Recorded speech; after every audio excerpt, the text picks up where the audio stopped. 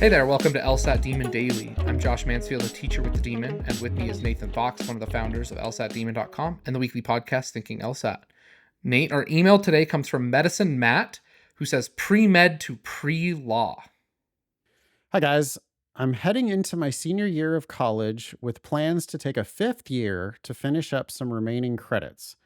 For the past 3 years, I've been heavily focused on STEM coursework and was on a pre-med track, but recently I've had a change of heart and realized that law is what I want to pursue. Boy, is that a common story. Not necessarily pre-med to law, but Sure. pre-med to other things, Other because things. they realize that, like, oh wow, organic chemistry is really hard. And yeah, I mean, I had so many, like probably half the people that lived on my freshman dorm floor were exactly that same story. Okay, Matt continues. Interestingly, I initially declared a legal studies major back in high school, thinking I'd go into law, but I ended up pushing that aside to focus on medicine. Now I'm coming full circle. Well, I mean, you know, you can keep going, right? Yeah. Or there's also other circles. There's other things besides medicine and law. So the fact that you had originally thought this when you were a high school junior or whatever, Right.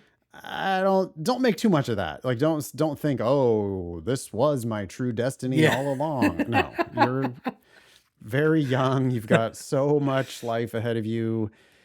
There can be twists and turns and so many future changes. So please don't lock yourself in too quickly here. Anyway, Matt says, I'm not planning to take a gap year unless I absolutely have to. That's a mistake. Yeah. That's a mistake. I think Yeah. most people should just plan on a gap year because, to take one gap year, if you're doing it our way and you're only going to take one gap year, that means you apply to law school in the fall of After graduation. the year after you graduate. Yeah. But That's not that much means time. you're like, that's not that much time at all. Like, really? Because you can't, I don't think you can, most people probably can't, even if they take the whole summer after graduation. Some of you are going to be ready to apply that fall and some of you aren't, Mhm. and it's not the application stuff that's really going to hold you back. It's the LSAT that's going to hold you back. And you don't need to be studying for the LSAT while you're still in undergrad necessarily. But if you're going to try to take just one gap year, you probably do need to already be studying LSAT during your senior year. Mhm. So and that's with a gap year. Right. If you're going to have no gap year, then that means you're applying to law school in the fall of your senior year of college. Right.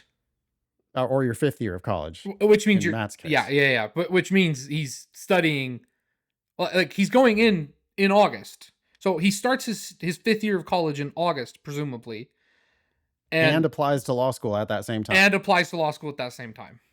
Which means that he was doing his fourth year of school while also studying for the LSAT, which it's like, okay, dude, are you getting straight A's? Because your GPA probably isn't that good. You started out STEM and then switched to something else. Most people who do that don't have great grades. Later on his email, he talks about having a 3.7 approximately. Okay. Oh, well. Like 3.68, Nice. I think. So not bad. But no, better than I was expecting, but still not that good. It's still below. That is below the medians of every school in like the top 35. Okay, so let's read the rest of Matt's email. My current major is health sciences, and I have zero legal experience. I've been working as a medical assistant for the past few years. My questions are: 1, is it still worth pursuing law even though I haven't taken any legal coursework? It's not that you haven't taken any legal coursework that you should be asking this question. Right. It doesn't matter, right? My degree is in international relations and French. Like it doesn't matter if you haven't like taken the pre-law classes, the criminology, whatever, right? Like it's the question is it still worth pursuing law? Like, do I like it? Is this what I want to do? Yeah. Do you want to be a lawyer? Right. Or do you just think high school Matt wanted to be a lawyer, therefore now lost pre-med Matt wants to be a lawyer too? Yeah. What kind of law do you want to practice, Matt? Do you know any lawyers who practice in that area?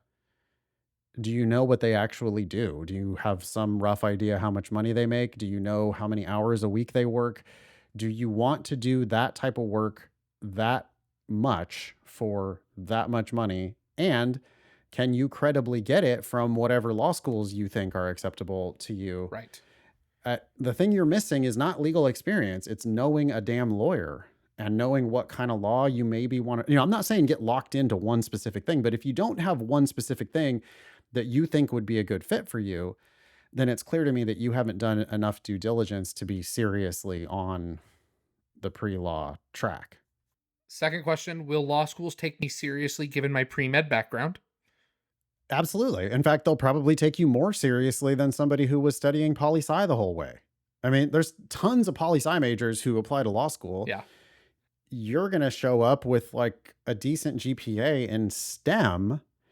And if you can make a case, you do have experience on a pre-med track, you have experience as a medical assistant, boy, maybe there's a natural tie-in there. I mean, like, certainly the law is very important to doctors and hospitals and insurance companies. Nate, my background is, to Matt's point about the gap year, I took 5 gap years and I went and worked in healthcare for 5 years.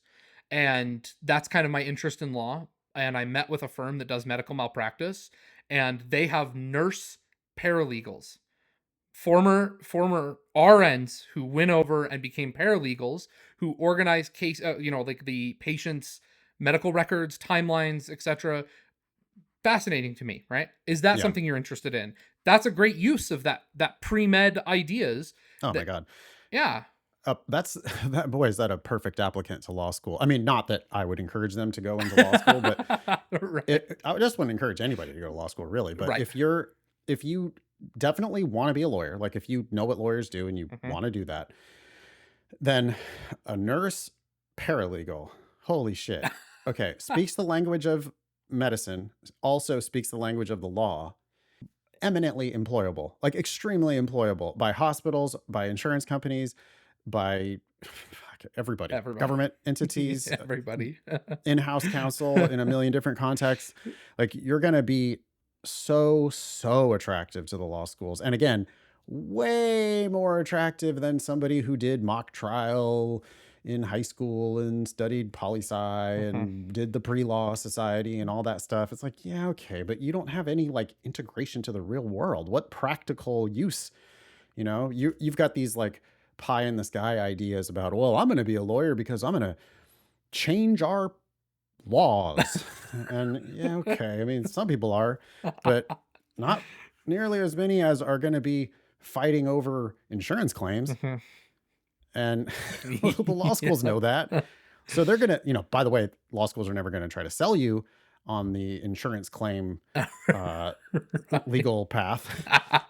They're going to be like, oh, check out our clinic where we send students to practice law in the darkest jungles of, like, oh, you're going to really change the world with this. And then, in reality, you start talking to the career office, and the career office is like, oh, well. How do you feel about wills? How do you feel about paperwork? Yeah. Yeah. So to your point, your pre-med is not going to like that. Yes, they'll take your pre-med seriously. They won't take you seriously if you don't have a good LSAT. That's where they're not going to take you seriously. Yeah. The GPA is already going to be a little bit weak. I don't see the 3.7 here, but you must have more text in the background. 3.7 is already weak for the top 14. And so, like, you're going to really need you're going to have to be a high LSAT splitter if you want to get into the top schools.